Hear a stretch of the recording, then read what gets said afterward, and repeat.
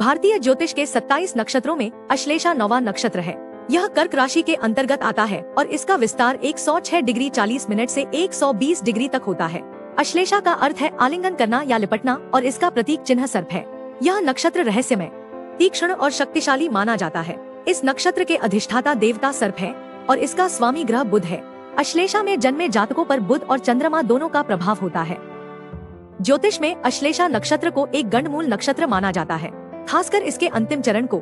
यह तीक्ष्ण स्वभाव का नक्षत्र है और इसके जातक चतुर, बुद्धिमान और हर परिस्थिति में अपना काम निकालने में माहिर होते हैं। इन्हें समझना थोड़ा कठिन हो सकता है क्योंकि इनके व्यक्तित्व के दो पहलू होते हैं, एक दयालु और दूसरा थोड़ा स्वार्थी।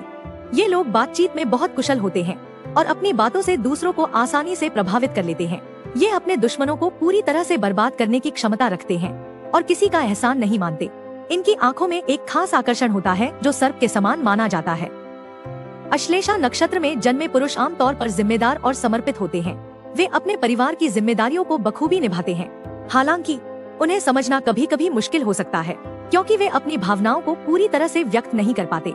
ये बुद्धिमान और व्यावसायिक मानसिकता वाले होते हैं। व्यापार में इन्हें सफलता मिलती है। ये कला और वाणिज्य के क्षेत्र में भी अच्छा प्रदर्शन करते हैं। स्वास्थ्य की दृष्टि से इन्हें गंभीर बीमारियों का सामना कम ही करना पड़ता है, लेकिन मानसिक थकान, पीलिया, पाचन संबंधी समस्याएं और जोड़ों के दर्द का अनुभव हो सकता है। इन्हें अपनी वाणी और हावी स्वभाव पर नियंत्रण रखना चाहिए। अश्लेषा नक्षत्र की महिलाएं देखभाल करने वाली होती हैं, लेकिन उनमें आत्मनियंत्रण की कमी हो सकती है। यदि वे अपने लक्ष्यों पर ध्यान केंद्रित करती हैं, तो दूसरों की तुलना में तेजी से सफलता प्राप्त कर सकती हैं। ये स्वभाव से शर्मीली होती हैं और सामाजिक रूप से चुनिंदा होती हैं। वे बहस करना पसंद करती हैं और अपनी गलती स्वीकार करने में संकोच करती हैं। प्रशासनिक भूमिकाओं में ये उत्कृष्ट प्रदर्शन करती हैं और अक्सर अपना व्यवसाय शुरू करती हैं।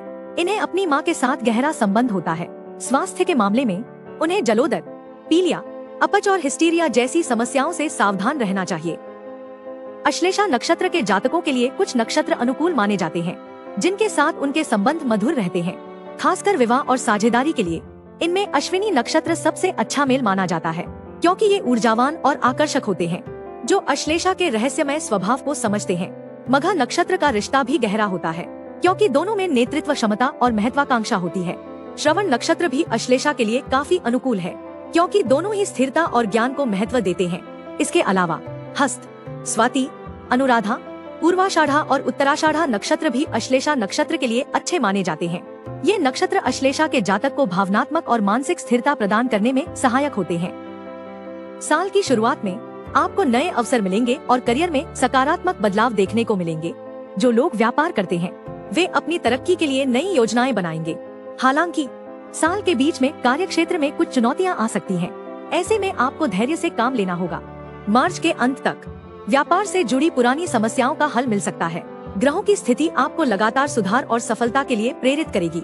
व्यापारियों को नई साझेदारी और मुनाफे के संकेत मिल सकते हैं। साल की शुरुआत में ग्रहों की स्थिति आपके प्रेम जीवन में तालमेल और खुशी लाएगी। बृहस्पति का आशीर्वाद आपके रिश्तों को मजबूत करेगा और आपको अपने प्रियजनों के साथ यादगार पल बिताने का मौका मिलेगा। अगर आप रिश्ते में हैं, तो फरवरी के बाद का समय रिश्ते को अगले स्तर पर ले जाने के लिए अनुकूल रहेगा। हालांकि कभी कभी आपका जिद्दी स्वभाव रिश्ते में परेशानी पैदा कर सकता है, इसलिए अपनी भावनाओं पर नियंत्रण रखना होगा। छोटे मोटे मुद्दों पर बेवजह की लंबी बहस से बचें ताकि रिश्ते में कड़वाहट न आए। कुल मिलाकर यह साल आपके प्रेम और रिश्तों के लिए सुखद रहेगा। आर्थिक रूप से यह साल आपके लिए तरक्की वाला रहेगा, लेकिन शुरुआती महीनों में कुछ आर्थिक चुनौतियों का सामना करना पड़ सकता है। जैसे जैसे समय बीतेगा आपकी आय में वृद्धि होगी। साल के बीच तक आपकी आर्थिक स्थिति मजबूत होगी, जिससे आप भौतिक सुखों का आनंद ले पाएंगे। इस समय कोई भी गलत फैसला आपकी आर्थिक स्थिति को प्रभावित कर सकता है, इसलिए बड़े निवेश से बचने की सलाह दी जाती है।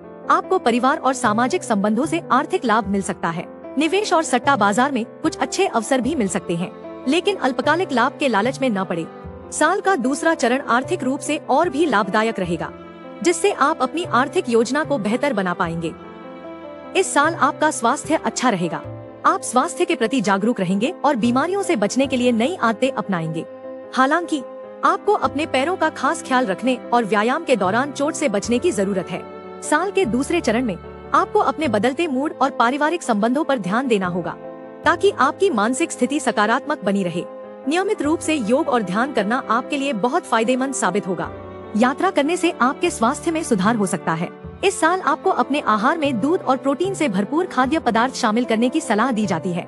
अगस्त के बाद वजन बढ़ने की संभावना है, इसलिए आपको अपने खान पान पर विशेष ध्यान देना होगा। अगर आप भी लेना चाहते हैं देश दुनिया की तमाम जानकारी तो आज ही सब्सक्राइब करें हमारे चैनल को। साथ ही नीचे दिए बेल आइकन को जरूर दबाएं ताकि हर अपडेट आप तक पहुंच सके।